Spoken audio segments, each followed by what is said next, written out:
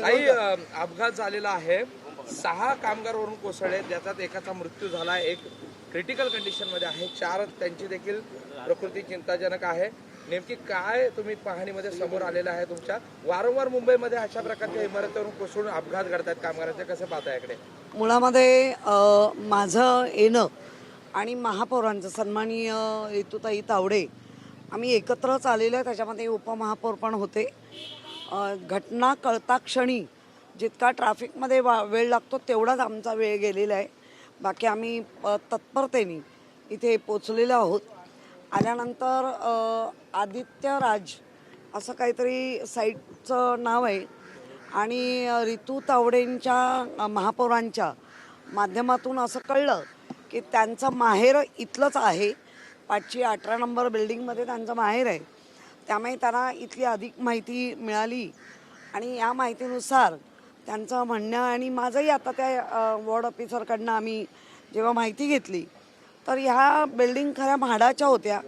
पण म्हाडा झाल्यानंतर म्हाडाने सगळ्यांना त्या सोसायटीनं हँडओव्हर केल्या आणि सोसायटी मग डेव्हलपर नेमतो आणि तो डेव्हलपर म्हणजे आदित्यराज काहीतरी तो डेव्हलपर आहे.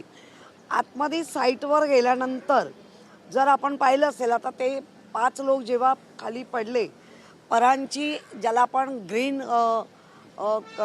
जाळी लावून त्या ग्रीन जाळीला जेव्हा लावलं जातं त्यावेळेला वेट जाळीचं नोंद केली जाते. कारण आपण पाहिलं असेल मंत्रालयात झिरवळाने उडी मारली वरून, पण ते वेट बॉडी वेट त्या जाळीनी तेवढं तोललं. याचा अर्थ त्या जाळीला किती वेट असलं पाहिजे, जाळीनी घेतलं पाहिजे. जाळ्या लावल्या म्हणजे झालं नाही. याच्यामध्ये बिल्डरचा गलथानपणा आणि आम्ही महानगरपालिकेचा वॉर्ड हे दोघांचाही म्हणजे महानगरपालिकेचा आपण परवानग्या दिल्या आहेत आणि त्या परवानग्या दिल्यानंतर बिल्डिंग प्रपोजल किंवा बिल्डिंग फॅक्टरी मेंटेनन्स हे वॉर्ड ऑफिसरच्या अंडर यांनी केलं काय? आपण जर आतमध्ये गेल्यानंतर पाहिलं तर इतक्या छोट्या छोट्या तारा आपण तुटून पडलेल्या आहेत. म्हणजे त्या साईटवर जे इतरही काम करत असतील त्यांचे पाय फाटणं, दगड्यांचा इतका मोठा खचाखच ज्याला खाचर म्हणतो ते सगळं त्या ओपन पेसमध्ये दिसतंय. आणि ज्या पद्धतीने एक SOP असते की काय केलं पाहिजे, कसं केलं पाहिजे, त्याला सेफ्टी बेल्ट लावला पाहिजे, त्यांच्या डोक्याला हेल्मेट असलं पाहिजे. 6 लोक एका वेळेला खाली येतात, मग नक्की वर त्यांचा कसा पाय घसरला किंवा काय झालं याची एक्झॅक्ट माहिती 1 तासाच्या आत खरी आली पाहिजे होती, पण ती आलेली नाही आहे. याचा अर्थ महापौर आल्या, विरोधी पक्ष आले म्हणून ह्यांनी यायचं महापालिकेनी आणि त्याचा सुपरवायझर कोण नव्हता. जे इंजिनियर आहेत या साईटवर काम करणारे कुठले बिल्डरचे त्या मनुष्यवधाचा गुन्हा 307A दोन्ही होतं, निष्काळजीपणा आणि मनुष्यवधाचा गुन्हा असं त्यांच्यावर घातला पाहिजे. आणि त्याचबरोबर महानगरपालिकेच्या अधिकाऱ्यांना पण ते जबाबदार धरलं पाहिजे. कारण बाकीच्या वेळेला बरोबर पोचतात तर अशा वेळेला तुमचं लक्ष नाही का? एवढा तो आतमध्ये तुम्ही पण बघितलं, तुम्हाला चालणं कठीण होतं. महापौर आणि मी स्वतः कशात चाललो आहे ते आम्हाला माहिती. कुठल्याही जरा जरी सरकला असता तर पाय कापू शकतो. इतकं लोखंडाच्या तारी, इतके तिथे ते ब्लेड, इतका तो खाचर करून ठेवलेला एरिया मला वाटतं अतिशय निष्काळजीपणे आणि फक्त हे जे बिल्डर आहेत ते नेमके कोणाच्या अंडर काम करतात आणि त्यांना एवढी सूट का दिली जाते? सेफ्टी किटचा पण इकडे इश्यू आहे. सेफ्टी किटचा जर ते पडले, जर त्यांनी हार्नेस वापरलं असेल, टेन्शन वायर जर वापरले असते तर ते पडले नसते. तर सेफ्टी किट कंपल्सरी असतं पण ते प्रोव्हाइड केलं गेलं नाही का? हेच आम्हाला माहिती हवी आहे की बिल्डरकडनं तिथला असलेला इंजिनियर तो जो सुपरवायझर आहे तो करतो काय आणि त्याला काय. हे तर इन्स्ट्रक्शन आहेच प्रत्येक साईटवर, ती वापरली जात नाही.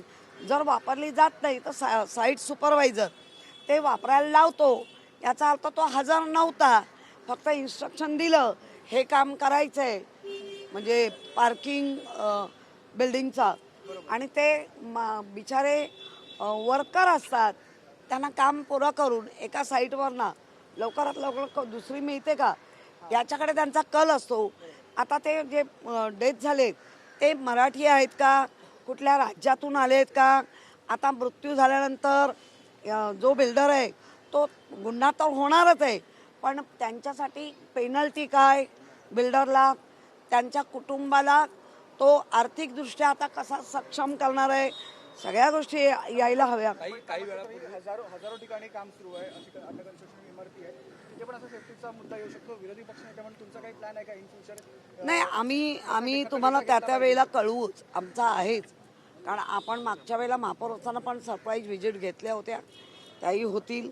पण हा जीव जाईपर्यंत जर सुपरवायझर किंवा ज्याला साईड घेतली आहे ते जर हजर नसतील तर पहिल्या यांच्यावर गुन्हा दाखल करा.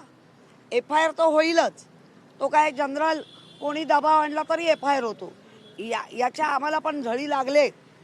FIRचा नाही, FIR झाल्यानंतर चार्जशीट कशी बनते, ती कधी बनणार, कोण बनवणार हे कळलं पाहिजे. ताई, तुम्ही आत्ताच एका कामगाराला देखील भेटून आला शिवडीमध्ये.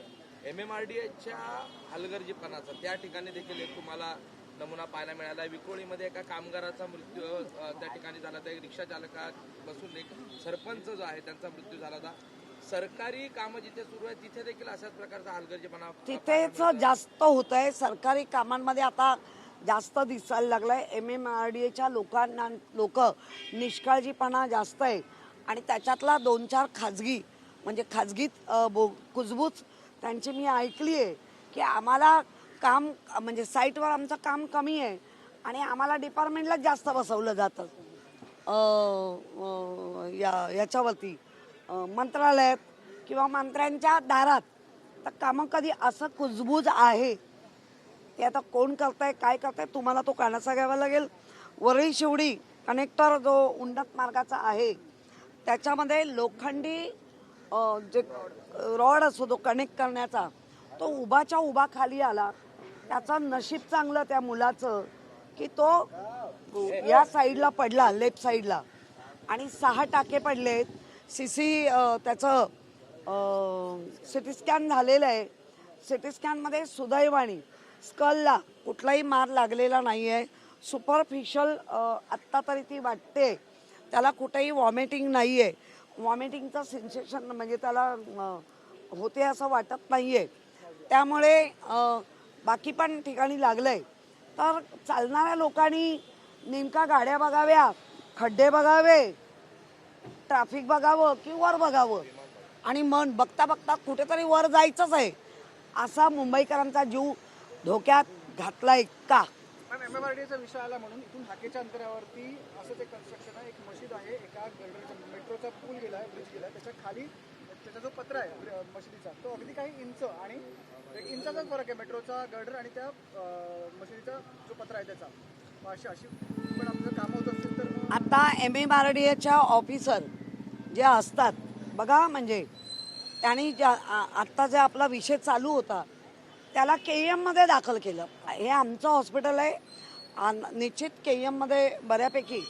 पण जेव्हा असं MMRDAच्या लोकांकडनं हादसा घडतो आणि त्यांच्या जीवावर बेतलेलं असतं तर बऱ्याच वेळेला आमच्याकडे KM मध्ये प्रचंड लोकांची गर्दी असते, प्रचंड बेड आमचे फुल असतात. डायरेक्ट त्यांनी ग्लोबलला खरं न्यायला पाहिजे होता, पण आमच्या नगरसेवकाच्या तत्परतेने सचिन पडवळ, किरण तावडे आणि आमच्या भारती पेडणेकर हे पोचल्यानंतर त्याला आम्ही तिथे फक्त स्टिच घालतो कारण गर्दी होती. लगेच तुम्ही ग्लोबलला वगैरे नेत का नाही? म्हणजे इथेही MMRDAचे लोक कॉन्ट्रॅक्टरला वाचवत आहेत, कॉन्ट्रॅक्टरची बाजू घेत आहेत. आणि तुम्ही आता जे सांगितलं मस्जिदपर्यंत, तर त्या वॉर्डचा वॉर्ड ऑफिसर कोण आहे, कशा परमिशन दिल्या, MMRDAच्या तिथल्या असलेल्या सुपरविजन जे करतायत किंवा ऑफिसर आहे, HOD आहेत, ते कसं काय हे बघतायत? म्हणजे अंधाधुंदी कारभार चाललेला आहे आणि याचा खरं म्हणजे सर्व स्तरातून आता तो निषेध होतोय.